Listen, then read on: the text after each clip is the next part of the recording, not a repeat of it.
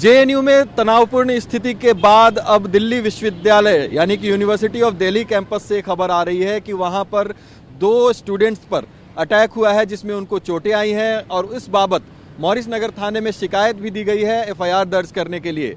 इस तरह की घटनाएं जो हैं वो लगातार पिछले 1-2 दिनों में तनावपूर्ण स्थिति और लेफ्ट विंग और राइट विंग की लड़ाई में कहीं ना कहीं राजनीति भी सामने आती हुई दिख रही है। इस वक्त मैं जेएनयू कैंपस के गेट पर मौजूद हूं जहां पर हमारे साथ कुछ छात्र हैं, उनसे बातचीत करेंगे। देखिए, आपके कैंपस में जो नारे लिखे गए खून बहेगा और डीयू में खून वास्तव में बह गया, 2 छात्रों पर अटैक होता है और स्थिति यहाँ तक पहुँच गई है कि जो तस्वीरें सामने आ रही है उसमें छात्रों का खून भी बहा है।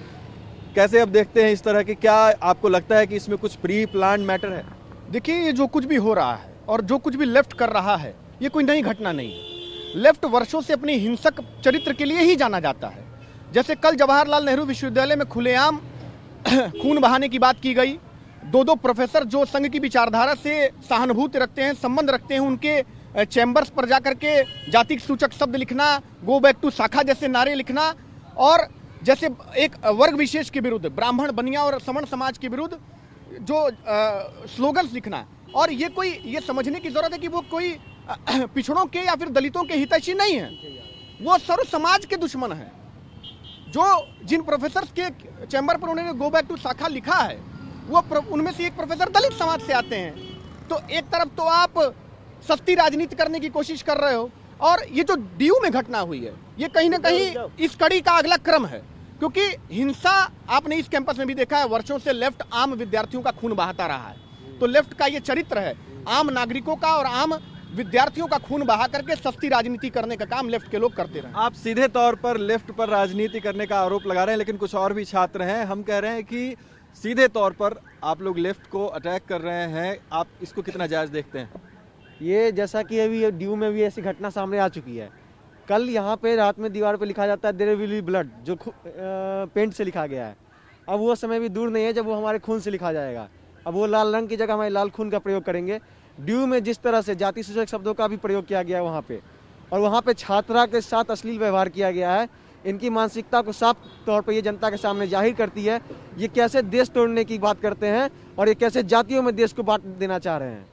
छात्रों का कहना है कि जेएनयू में जो बात लिखी गई वो दिल्ली विश्वविद्यालय यानी कि डीयू कैंपस में घटना घटित भी हो चुकी है एक। किस तरह से आप इसको देखते हैं? क्या इसमें कोई आपको प्री प्लान्ड एफर्ट्स लग रहे हैं और राजनीति भी है?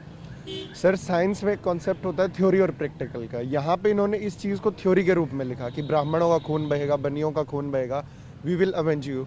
और डीयू में ये जो चीज़ थी आपको प्रैक्टिकल के रूप में देखने मिली कि कैसे एबीवीपी के जो कार्यकर्ता हैं उनके लिए जाति सूचक शब्दों का प्रयोग किया गया, उनके सिर में लाठी डंडों से हमला किया गया। तो ये चीज़ एक तो जो वामपंथ है या जो लेफ्ट आइडियोलॉजी है या जो स्टूडेंट्स ऑर्गेनाइजेशन है वहाँ की, उनकी जो एक हिंसक प्रवृत्तियाँ, हिंसक मानसिकता है उसको दर्शाता है। और दूसरी चीज़ ये कि हाईली कंडेमेबल है, क्योंकि स्टूडेंट्स जो हैं, आप या हमें हमारे जो पेरेंट्स हैं पढ़ने के लिखने के लिए भेजते हैं, ना कि जो कोई भी स्टूडेंट अगर हमारे ऊपर हमला करे उस चीज़ के लिए। तो हाईली कंडेमेबल है। निश्चित रूप से लेकिन घटना और वो भी बदले की भावना, धमकी देना और फिर इस तरह की घटना का घटित हो जाना, आपको क्या लगता है कि दोनों में कोई संबंध है या फिर वो अलग एक घटना हो सकती है, यहाँ की घटना अलग हो सकती है? संबंध हो ना हो वो तो जब निष्पक्ष कार्रवाई होगी उसके बाद पता लगेगा ही, परंतु एक चीज़ आपको समझनी चाहिए, जो सभी ये भी बोल रहे हैं कि वैचारिक रूप से उनके मूल में हिंसा रही है। लेफ्ट कहीं पे भी हो उसके मूल में हिंसा रही है, और मुझे नहीं लगता कि यह कोई बड़ा कुछ इनका ऐसा पावरफुलनेस इनकी दर्शा रहा है कि बहुत ताकतवर हैं। ये बस ये दिए के बुझने की फड़फड़ाहट है। अब भी अपने अस्तित्व की लड़ाई लड़ रहे हैं। जेएनयू में इनका कोई वजूद नहीं बचा है, बाहर भी इनका कोई वजूद नहीं बचा है, तो बस ये उससे पहले की बौखलाहट है और उसमें ये कुछ एक्सट्रीम करने का प्रयास कर रहे हैं। पर स्टूडेंट कम्युनिटी यूनाइटेड है, छात्र जो जितने भी हैं जेएनयू के वो भी इसकी कड़े शब्दों में निंदा करते हैं और हम ऐसी चीज़ें जेएनयू में नहीं होने देंगे और यह मांग करते हैं प्रशासन से भी कि इनको चिन्हित करके इनके ऊपर कार्रवाई की जाए।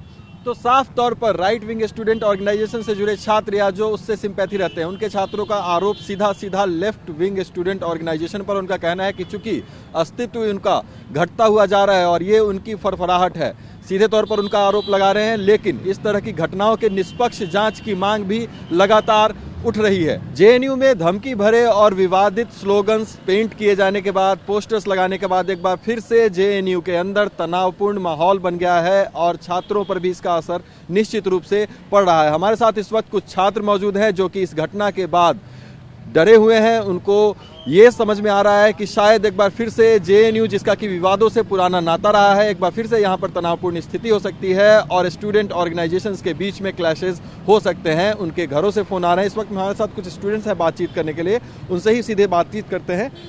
किस तरह का माहौल है अंदर जब से ये घटना हुई है? देखिए, इस तरह की घटना के बाद जेएनयू का हर एक आम छात्र इस बात से दुखी है कि क्यों हर बार जेएनयू को बदनाम किया जा रहा है और इस प्रकार की हरकतें करने वाले, इस प्रकार की कायरतापूर्ण हरकतें करने वाले लोग जो है वो ऐसे बाज नहीं आएंगे। तो ऐसे लोगों को जरूर जो है इनके ऊपर कड़ी कार्रवाई होनी चाहिए, जांच होनी चाहिए और जो भी लोग इसमें पुष्टि होती है उनके ऊपर कड़ी से कड़ी सजा होनी चाहिए, क्योंकि ये जेएनयू को बदनाम करने की साजिश है। कौन है ऐसे लोग जो इस तरह की घटना को अंजाम देते हैं और उन पर कोई कार्रवाई नहीं हो पाती है? देखिए, स्पष्ट रूप से आप भी जानते हैं, हम भी जानते हैं और इवन पूरा देश जानता है कि इस प्रकार की हरकतें हमेशा जेएनयू में करने वाले जो लोग हैं वो वामपंथी छात्र संगठन या उनसे जुड़े हुए लोग हैं। तो जो लोग डिस्कशन, डिबेट और डायलॉग का रोना रोते हैं पूरे देश भर में कि हम ये करते हैं वो करते हैं, वो लोग जब अब उनकी बौखलाहट साफ दिख रही है कि उनसे कुछ हो नहीं रहा है, उनकी दाल यहाँ गल नहीं रही है, छात्र उनसे जुड़ नहीं रहे हैं, उनके इकोसिस्टम में फंस नहीं रहे हैं, तो इसलिए वो लोग जो है अब इस तरह की हरकतों पे उतर आए हैं। आप बताइए अपना नाम और क्या पढ़ाई करते हैं आप जेएनयू के अंदर? जी, मेरा नाम गौरव है और हम स्कूल ऑफ संस्कृत में आयुर्वेद जीव विज्ञान विषय की पढ़ाई करते हैं। किस तरह का माहौल है अंदर और आप लोग किस तरह से इस चीज़ को देखते हैं कि धमकी भरी जो घटनाएं और जाति विशेष को टारगेट करके एक तरह से लिखे गए इस तरह से?